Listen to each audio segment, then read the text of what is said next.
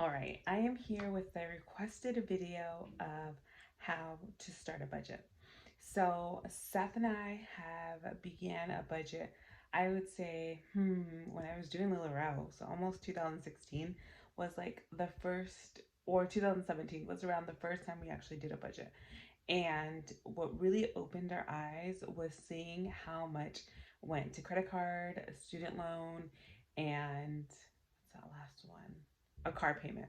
So, in regards to all that, we were paying $900 of our money was going to just bills, and some were minimum payments, like a car payment is a minimum payment. And we were like, okay, we got introduced to Dave Ramsey through a friend, and we're like, okay, let's get down to business and pay off all our debt. And that's what we did. We snowballed it. So when you hear me say the word snowball, is you go from smallest to largest. And I believe that effect does work really well because you see that payment go down. And once you knock off one, which some people have like credit card debt for like only $100, and once you knock that down, the minimum payment that was going to that, which could be like $25, will now go to the next payment. And so you might have a next payment where the minimum payment is also 25 on the next credit card, store card, whatever you want it to be. And it'll be now a $50 payment. So then your payment starts getting bigger. And once you knock out that one, then you have $50 to go to your next debt. So it actually works really well. And if you write it down, like on a whiteboard, a calendar, I'm not a calendar, but a piece of paper, you see it go down, you are going to be amazed and like want to keep going. So, with Dave Ramsey's plan, which worked well for us, so I'm going to teach you a little bit of Dave Ramsey and the Budget Mom. We recently switched over to using the Budget Mom method because once we moved, more of our bills were on the first half of the month, and now we budget by paycheck. Whereas with Dave Ramsey, we budgeted per month. So, but we're going to use some of the basics that Dave Ramsey recommends. And step one is to have $1,000 in your savings account as an emergency fund. If you do not have $1,000, what we're going to do is we're going to work towards getting you to that $1,000 to have in your savings account. Then your step two is you're going to start your debt snowball, which is you're going to go from smallest to largest. So, with that being said, if you want to pause the video and get yourself situated on having that stuff, like figuring out how much you have in your savings and then writing your debts from smallest to largest, go ahead and pause, get that done, and then come back to the video. Now, my next recommendation to do would be to get your bank statements. Now, I recommend having the last 3 months of your bank statements. Now, right now we are in December. So December is like an odd month because we have a holiday. So holidays don't happen every month. So November you have a holiday, but if you don't do much in November, use that one. If you did a lot in October, keep that in mind because that's Halloween. You may want to include that one, you may not. But the nice thing about including October is that you have higher expenses that month. So if you budget for more, it's okay. It's better that way versus budgeting for less and then you have less money. So I would recommend get the last three bank statements. What you're going to do is you're going to highlight you're going to go through each transaction and you're going to highlight them. I would do one color for gas so that you know how much you spent in gas, and then another color for clothing, another color for what is it called? Household expenses, another color for any chiropractor subscriptions that you may do. So you're going to go through those three bank statements and you're going to, after you highlight them, you're going to total each one up. So you're going to have like a bigger total, like for gas, let's say you have a total of like $200 for the 3 months. Then what you're going to do is you're going to divide 200 by $3, and that's going to give you your average of what you spend in a month for gas. So that's my next step that I highly recommend you do. That way you know where your money is going. So go ahead and pause the video, print those bank statements or go through them online, highlight them, and come back to the video. Okay, so to recap, your step one is to save 1,000. If you have more in your savings, like over 1,000, I'll tell you what to do in a little bit. Step 2, list your debt from smallest to largest. Step 3, go through your bank statements and organize them. Categories can be daycare, bills, hair and beauty, clothing, subscriptions, personal spending like coffee, and then pet supplies and toiletries. Those are examples of categories. Okay, so then I went back, and this is what we used to have. Smallest to largest. We had Best Buy, Capital One, Nelnet, Discover, Citibank, Chase Freedom, Chase Sapphire, car payment, my business credit card, and a student loan. Then I marked what we had as payments, what we were paying to them. So now all this is gone in today's date. I tried to go back on bank statements to like find out the actual numbers. It was a little harder, but we started in 2017, January. So this is almost your time because we're starting a new year and we started at the end of December and you guys were out of debt. And it's just like, I don't know, it's like a weight lifted off your shoulder, but like when you're doing it, it's like totally normal because you can afford it. So you don't even think about it. So all these payments calculated to $900 a month that we were doing. I'm going to add it up so you can see what the total debt was that we had. And then we will go to the next step and I'll show you what the debt snowball is and how to go about it. Okay, so what we did, this is the total amount we had in debt, in consumer debt, not including, what is it called? Our mortgage. That's what we had. Now in savings, we had roughly 6,000 at the time. We took everything out but 1,000. We paid off the business credit card that I had for Lorel, paid that off for purchasing my inventory. We paid off the Best Buy. And then after we did that, so our step 1 was complete. We saved 1,000. Step 2 is we paid off those two. Now we paid off the business credit card out of order because the money that we had saved was basically from selling the clothes. So we wiped that out and it's excluded from personal. So we paid that off. Then we paid this one off and we were paying $100 towards that.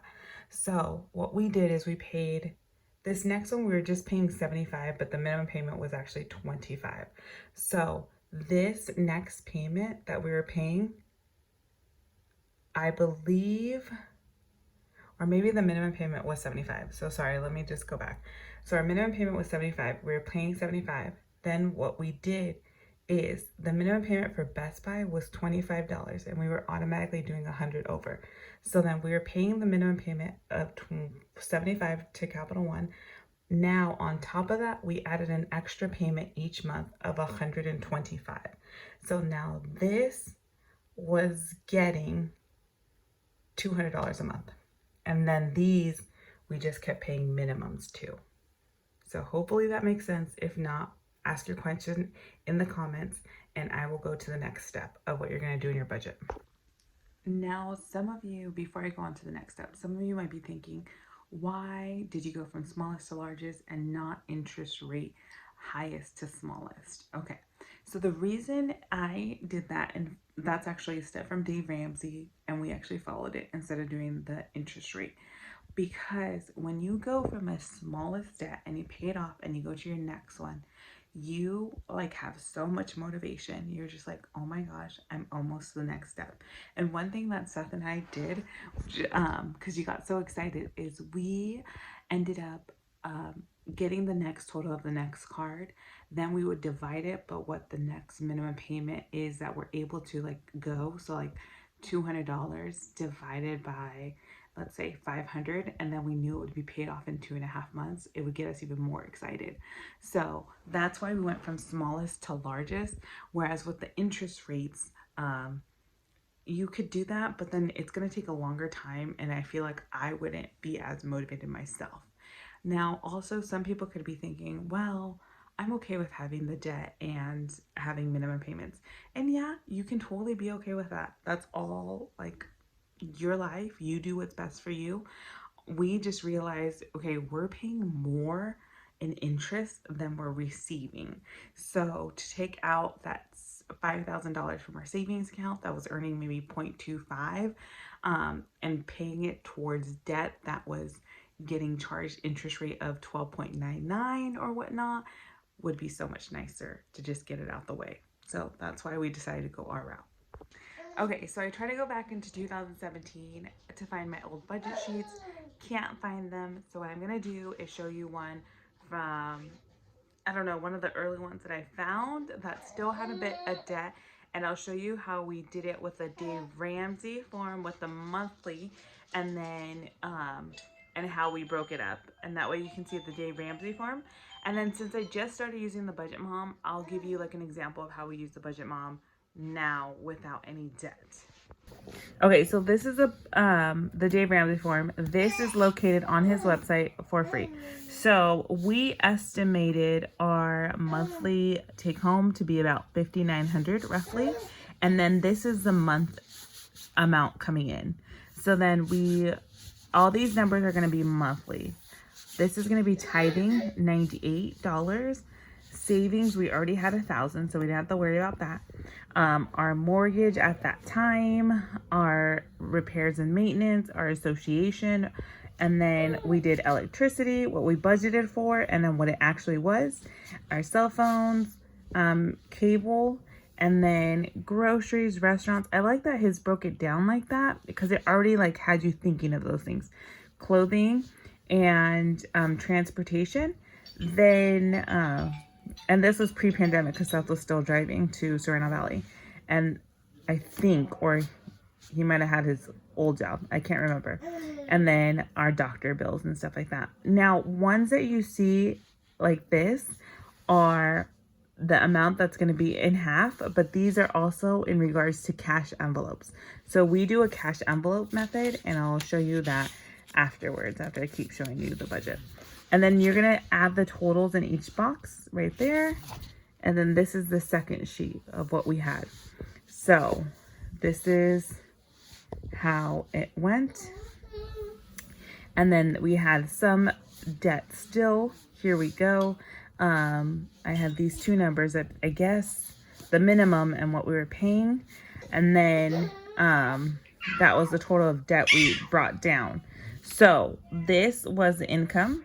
This was all the squares added together, and this is what we had left at the end of the month. Now this would be all going towards debt at that point. This would be going to debt for you guys, or it would be going towards a savings if you don't have 1,000. Sorry about the baby in the background. And what we would do is split it in half, because that would be every 2 weeks. And then that would go towards the first, which would be Citibank at that time. Okay, so you guys saw the little boxes, and I want to recap what I did with the Dave Ramsey. You had little boxes, and those were cash. So twice a month, I go to the bank and I pull out a certain amount of cash to fill our envelopes. Now, for example, an envelope is a beauty account, vitamins, because I have prenatals for the baby, and Costco membership. So Costco membership is something that gets paid yearly, but what I do is I save money each month to go to that bill. That way it's not a big portion that comes out at the end of the month. And the nice thing about cash envelopes is you physically feel the money getting out of your hands. A lot of people would be like, oh my gosh, what if I lose the envelope and whatnot? And yeah, that is scary. And I can tell you, to be honest, we've lost one envelope, and it was our repairs, our house repairs and maintenance account. And it was, I think, like $46 in it. And yeah, it does suck when you lose money, but whoever it was, hopefully they made good use of it. I can't dwell on it. And it's just, honestly, cash has helped us because we're spending it. We see how much money is left over, and it honestly has changed what we spend on. Like, we really think about what we're buying. And instead of using a debit card, because I used to use a debit card all the time. And little Han wants to say hi. So we're gonna pause the video here, and then I will get back once the baby is a little calm.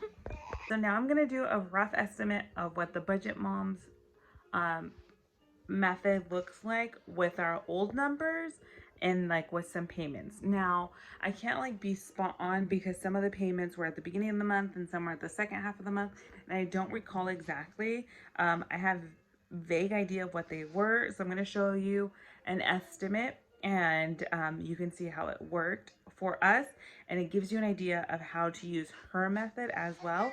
Both of these, the Dave Ramsey forms and the Budget Moms forms, are available online for free, and I will show you them.